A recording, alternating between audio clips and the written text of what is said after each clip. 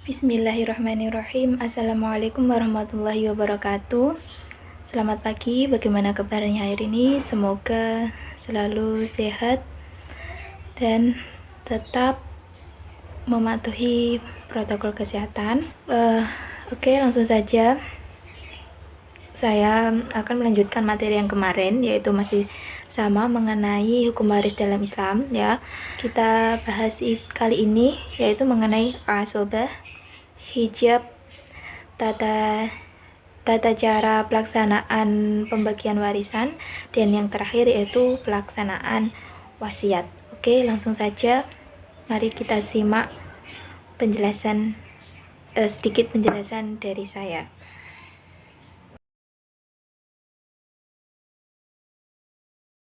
Asobah secara bahasa merupakan bentuk jamak dari asib yang artinya mengikat, menguatkan hubungan kerabat atau nasab.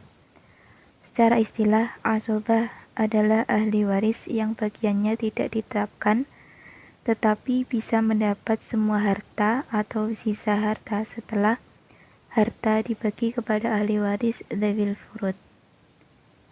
Ahli waris yang menjadi asobah mempunyai 3 kemungkinan. Yang pertama, mendapat seluruh harta waris saat ahli waris dzawil furud tidak ada. Yang kedua, mendapat sisa harta waris bersama ahli waris dzawil furud saat ahli waris dzawil furud ada. Yang terakhir, tidak mendapat sisa harta warisan karena warisan telah habis dibagikan kepada ahli waris dzawil furud. Macam-macam asobah, terdapat 3 macam asobah. Yang pertama yaitu asobah binafsi, yang kedua asobah bil ghair, yang ketiga asobah ma'al ghair. Yang pertama yaitu asobah binafsi. Asobah binafsi merupakan ahli waris yang menerima sisa harta warisan dengan sendirinya tanpa disebabkan orang lain. Ahli waris yang masuk dalam kategori asobah binafsi yang pertama yaitu anak laki-laki, cucu laki-laki, ayah, kakek, saudara kandung laki-laki, saudara seayah laki-laki, anak laki-laki, saudara laki-laki sekandung, dan seterusnya ke bawah. Apabila semua asobah ada, maka tidak semua asobah mendapat bagian, akan tetapi harus didahulukan orang-orang para asobah yang lebih dekat pertaliannya dengan orang yang meninggal. Jadi penentuannya diatur menurut nomor urut tersebut di atas. Yang kedua yaitu asobah bil ghair, yaitu anak perempuan, cucu perempuan, saudara perempuan seayah yang menjadi asobah jika bersama saudara laki-laki mereka masing-masing. Berikut beberapa perempuan yang menjadi asobah dengan sebab orang lain. Yang pertama, anak laki-laki dapat menarik saudaranya yang perempuan menjadi asobah. Yang kedua, cucu laki-laki dari anak laki-laki juga dapat menarik saudaranya yang perempuan menjadi asobah. Yang ketiga, saudara laki-laki sekandung juga dapat menarik saudaranya yang perempuan menjadi asobah. Yang terakhir yaitu saudara laki-laki sebapak juga dapat menarik saudaranya yang perempuan menjadi asobah. Ketentuan pembagian harta waris dalam asobah bil ghair, bagian pihak laki-laki, anak, cucu, saudara laki-laki 2 kali lipat bagian pihak perempuan. Yang terakhir asobah ma'al ghair, merupakan ahli waris perempuan yang menjadi asobah dengan adanya ahli waris perempuan lain. Yang pertama yaitu saudara perempuan sekandung menjadi asobah bersama dengan anak perempuan atau seorang atau lebih, atau cucu perempuan dari anak laki-laki. Yang kedua, saudara perempuan seayah menjadi asobah jika bersama anak perempuan atau cucu perempuan dari anak laki-laki. Yang selanjutnya yaitu hijab. Hijab merupakan penghapusan hak waris seseorang, baik penghapusan sama sekali ataupun pengurangan bagian harta warisan karena ada ahli waris yang lebih dekat pertaliannya dengan orang yang meninggal. Hijab terdapat 2 macam, yaitu yang pertama hijab hirman, yang kedua hijab nuqsan. Hijab khirman merupakan penghapusan seluruh bagian karena ada ahli waris yang lebih dekat hubungannya dengan orang yang meninggal. Sebagai contoh yaitu cucu laki-laki dari anak laki-laki tidak mendapat bagian selama ada anak laki-laki. Yang kedua, hijab nuqsan, yaitu pengurangan bagian dari harta warisan karena ada ahli waris lain yang membersamainya.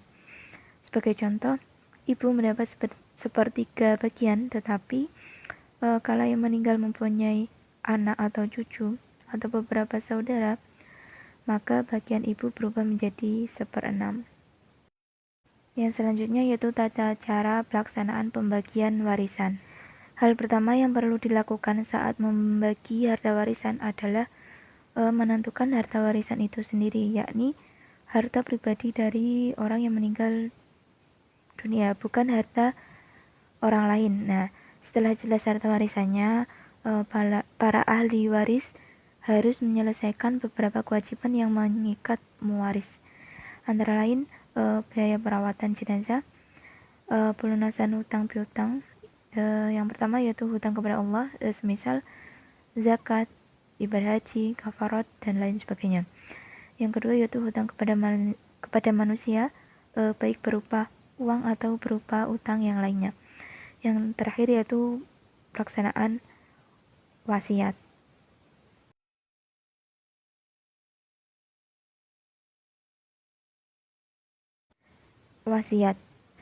Wasiat menurut bahasa berasal dari wasiyah yang berarti pesan. Menurut istilah syara, merupakan pesan terhadap sesuatu yang baik yang harus dilaksanakan atau dijalankan sesudah seseorang meninggal dunia. Jadi yang dimaksud wasiat di sini merupakan pesan seseorang untuk menasarufkan atau membelanjakan harta yang ditinggalkan jika ia meninggal dunia dengan cara-cara yang baik yang telah ditetapkan. Sebagai contoh, seseorang meninggal dunia kemudian berwasiat seperti ini. Kalau saya meninggal dunia, mohon anak angkat saya diberikan bagian 1/5 atau seberapa dari harta yang ditinggalkannya, seperti itu. Yang selanjutnya yaitu hukum wasiat. Hukum wasiat menjadi wajib dalam hubungan dengan hak kepada Allah.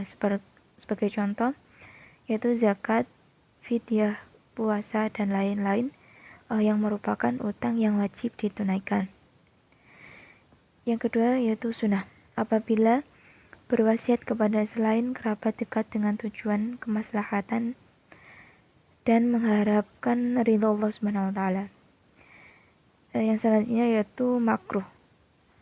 Wasiat menjadi makruh dilaksanakan apabila harta yang dimilikinya sedikit sedangkan ahli warisnya banyak, serta keadaan mereka sangat memerlukan harta warisan sebagai penunjang kehidupannya atau biaya kebutuhan lainnya.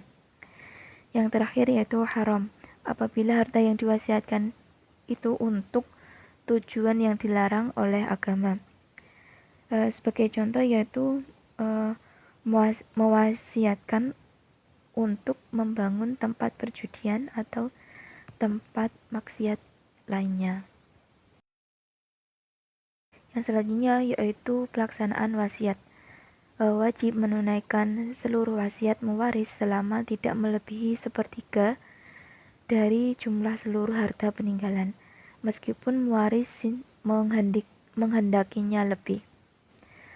Dalam hal ini sudah dijelaskan dalam Quran surah An-Nisa ayat 12 sebagai berikut. Bismillahirrahmanirrahim.